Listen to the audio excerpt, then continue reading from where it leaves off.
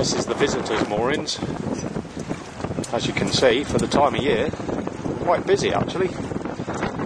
That's on account of the fact that it's World Championship gig racing this weekend, and no doubt we'll have to avoid them for the day. Yeah, looking good. Now, let's go around the islands. Right, that's it, managed to squeeze round the back of this heat, keeping out of their way, trying to keep out of the way of this Tresco who's watching as well.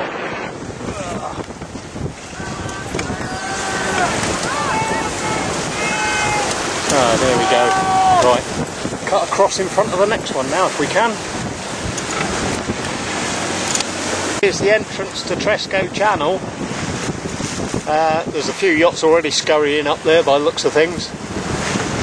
We'll follow them up, but we're going to go under sail, so I'll be tacking through the channel. Just here, off the bow, is Nut Rock. Normally we'd leave that to port as you go through, and then leave the Holman to starboard, but I'm going to go up, leave it to starboard, put in a tack, and then I'll be able to sail down into the channel. There's plenty of water around it at this state of the tide. It's half flood, just past half flood on neap tides, so no worry for me with my 1 point whatever it is draft. Now the other side of Nut Rock, just passing between there and Stony Island, or Green Island, whichever one it is. And there's the yachts that are going up the channel. We aren't quite holding for the Holman, so I'll tack down towards Carn Near. There is a ledge just between us and the headland there. That's called Paper Ledge. There's plenty of water over it at the moment for me, but in general you don't want to be going there. So stay away from that one. All the gigs are mustering down there as well, ready for their racing thing, so I won't be going down that far anyway. But, we'll have to put in a couple more tacks to get up through the channel by the looks of things. Still, it's a lovely day for sailing.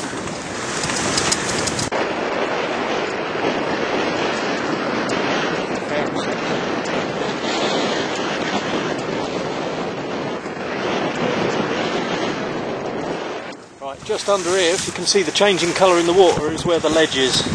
So I'm now going to have to tack right over it. But oh no, I won't. I can go inside of it, that's alright.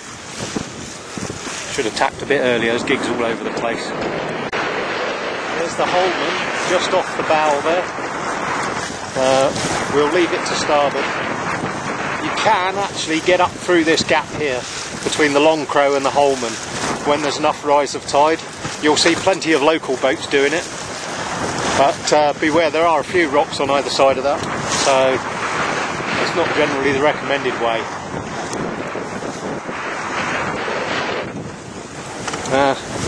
Somebody here who's in a mad hurry to get up the channel. He must have some big engine in that.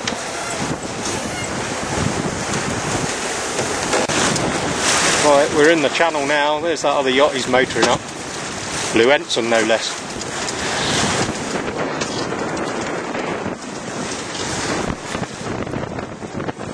Right, we've got Apple Tree Bay in there. Nice spot for an anchorage. Lunch times. Spring tides it dries out, so neat. You could probably find enough depth to anchor in there. On the way in there, on this angle, we've got a bunch of rocks called the Chinks. You can probably just see, I don't know if you'll be able to make it out, there's a slight change in shade in the water ahead, dead on the bow. And those are the Chinks.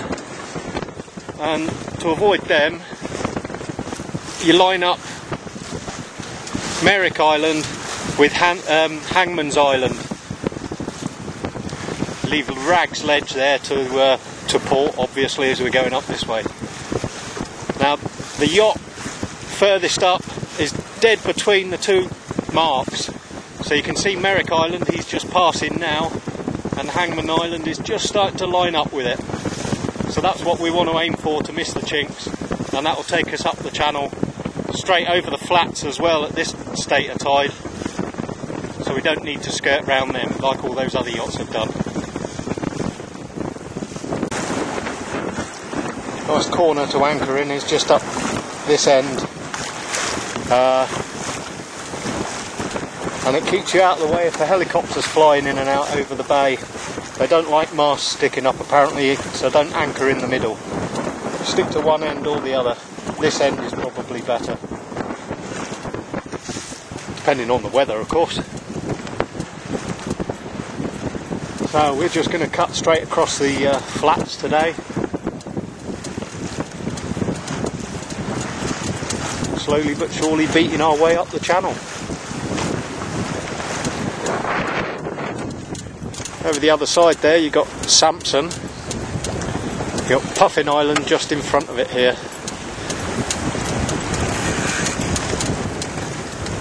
Nice little spot to anchor between Samson and Puffin Island.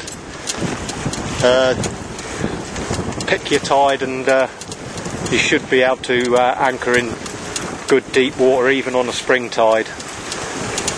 You might find you'll be tide rowed in there though sometimes, which can be a bit awkward, but nevertheless it's usually quite sheltered.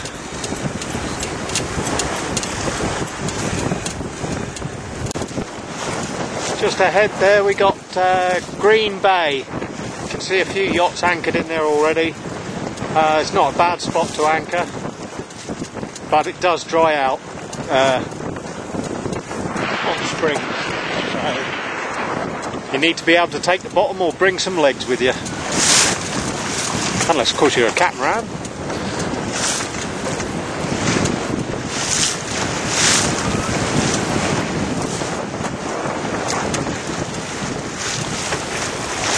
That's where we want to be going, but of course, needless to say, that's where the wind's coming from. We're just passing Plum Island now. Here, to keep that white building open of the edge of Plum Island, you miss Plump Rocks, which are just off to the side of the channel here. That one there is Merrick Island. Generally pass between the two, there's plenty of water everywhere. Over the other side of the channel there's a few ledges here and there, there's too many to go into detail now.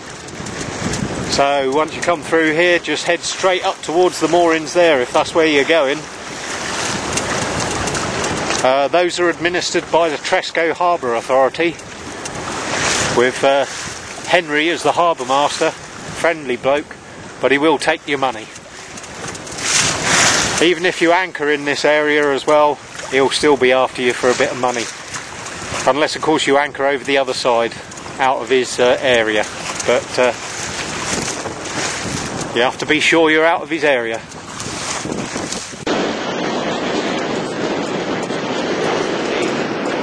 Don't tie your dinghies to the quay. The boat can get most uppity when they can't get to the steps because there's a dinghy stuck there.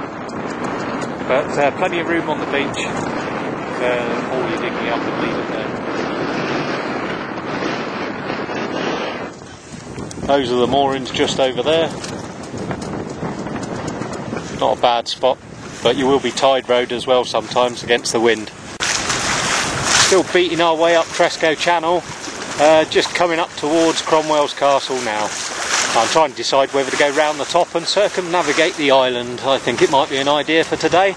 Could be a bit lumpy on the outside though, so I'm preparing for some fun.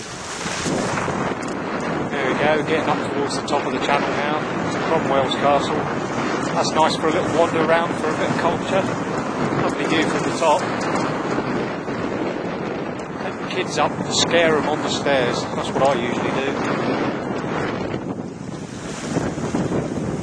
That one there is Hangman's Island, just off Briar. I've been tacking, been going very handy to the shore. It's quite steep too in most places. So I'm using every bit of channel I can to tack all the way up here. I don't yet know if I'm going to go round the top. I shall decide in a minute. If you're arriving from the north, coming from Ireland, and you want to come in this way, you need to keep Star Castle on St Mary's, which you can just see to the left of Hangman's Island now, just open, and that will lead you in quite safely. Plenty of room anyway, it's a fairly wide channel. But that's the mark.